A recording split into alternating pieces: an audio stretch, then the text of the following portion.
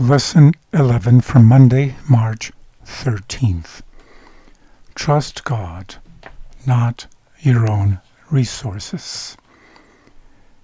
King David should have known better. He should have known from the experience of his best friend Jonathan that when you are in covenant relationship with God, it doesn't matter whether you have a few men or many. God can give you the victory. In the first book of Samuel, chapter 14, verses 1 to 23, the Bible records the story of how Saul's son, Jonathan, and Jonathan's armor-bearer defeated an entire garrison of Philistines with the help of God.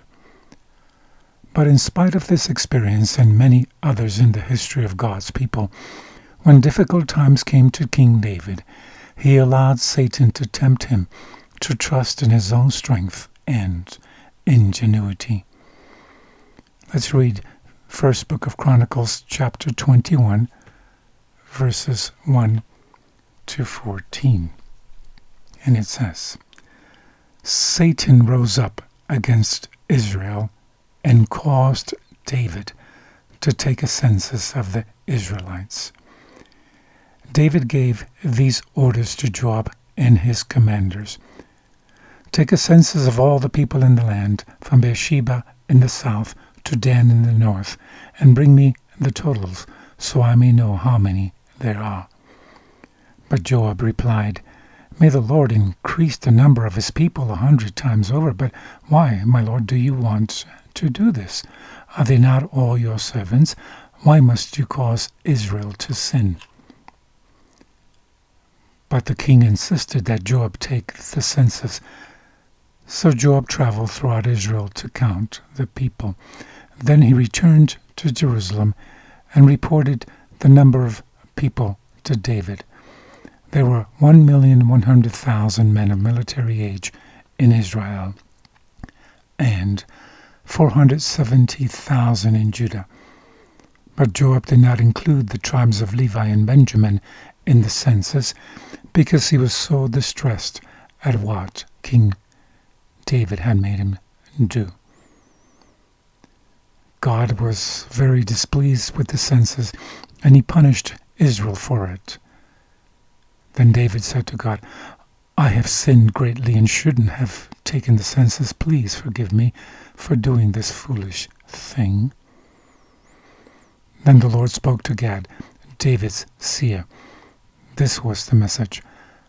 Go and say to David, This is what the Lord says.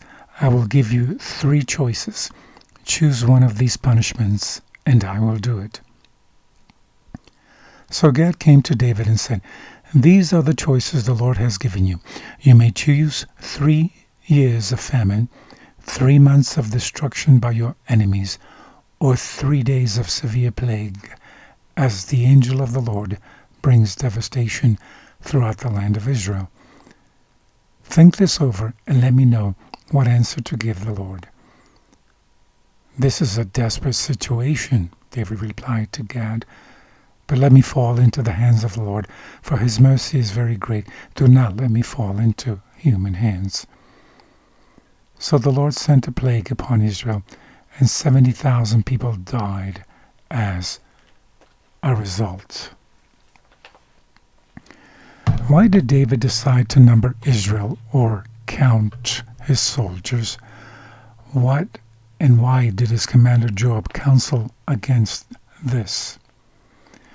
Note that it was Satan's idea to count the soldiers. He tempted David to trust in his own strength rather than to depend on the providence of God in his defense.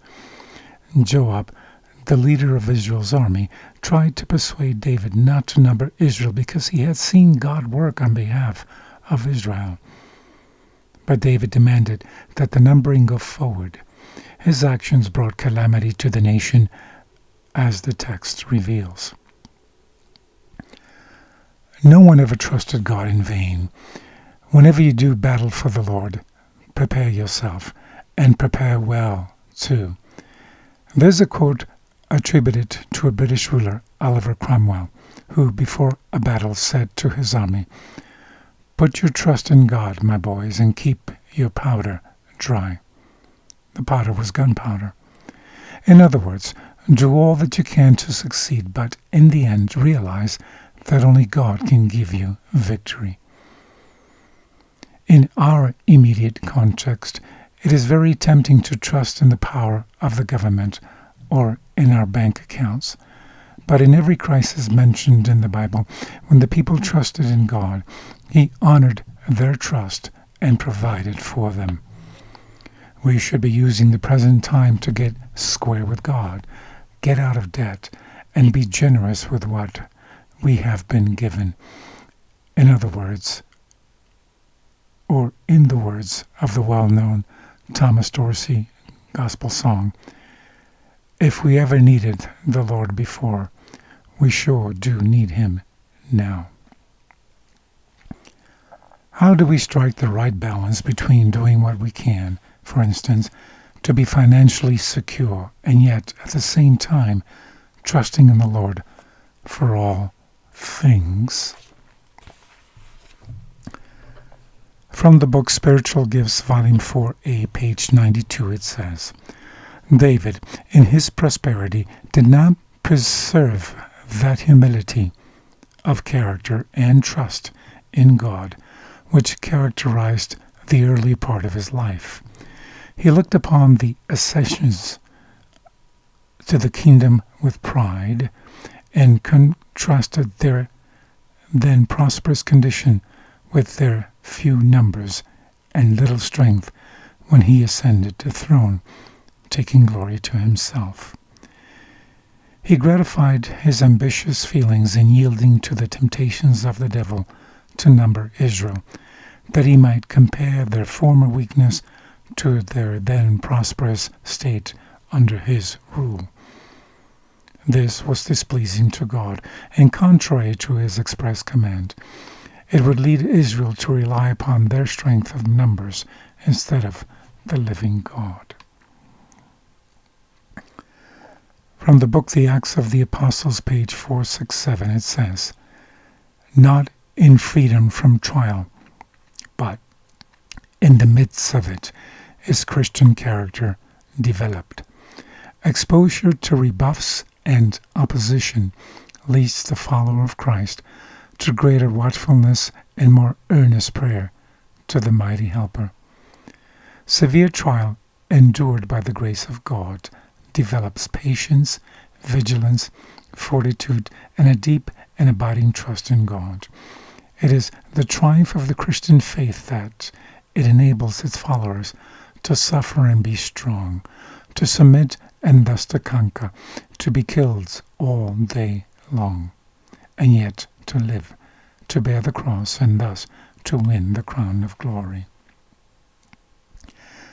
Gospel Workers, page 417 and 18 says, If you go to God for help and wisdom, He will never disappoint your faith. It may be argued that the Lord gives special wisdom to those entrusted with important responsibilities. True, if they walk humbly with Him, He will give them help for their work, and He will give you help for yours, if you seek it in the same spirit. If the Lord in His providence has placed important responsibilities upon you, He will fit you to bear these burdens, if you go to Him in faith for strength to do this. When you put your trust in Him and depend upon His counsel, He will not leave you to your own finite judgment to make imperfect plans and decided failures. Have a blessed day.